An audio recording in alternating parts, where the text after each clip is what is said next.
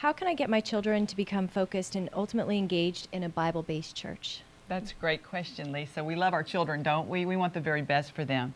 Can I ask you a question?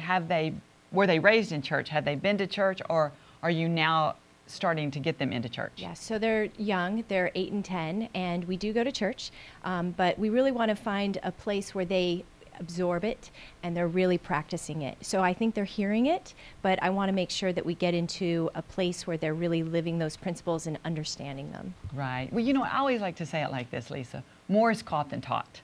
You know, if our words are lining up with our actions, that's what's going to reinforce it.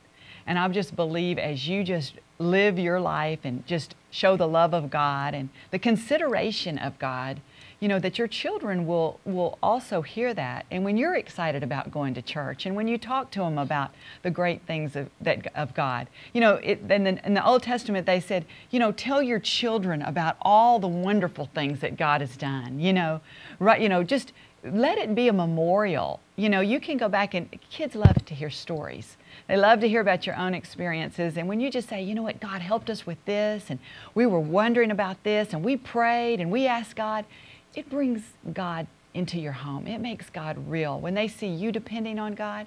And then, of course, being in a great church and the friends that they're around. If you can get them around friends that are, you know, loving the church. You know, our kids love the church. They were raised in the church. They had really no other choice, but they grew to love the church because the people there were real. And they seek out those kind of people.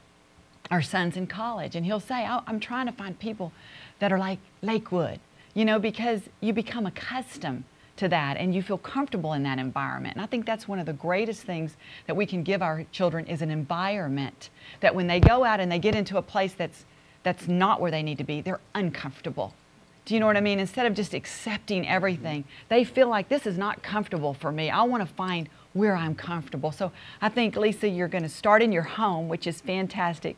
Get to church, talk about God, just show your kids love. Listen, love is one of the greatest things. Love and availability are one of the greatest gifts that you can give your children, showing them God. So I like that. I think too, Lisa, you know, of course I'm a preacher's kid, and usually, no, I say usually, sometimes preacher's kids are the wildest ones in the bunch, you know. And I think it's because sometimes that what they see in the pulpit doesn't match what's at home. Fortunately, my parents were very real. They were the same at home. We were never forced to go to church growing up. It's just all my friends were there. That's where the fun was. And so I think what Victoria was saying was so right on is that example that's set in the home. Sometimes, you know, I really believe the atmosphere that's in the home is what your kids are picking up on.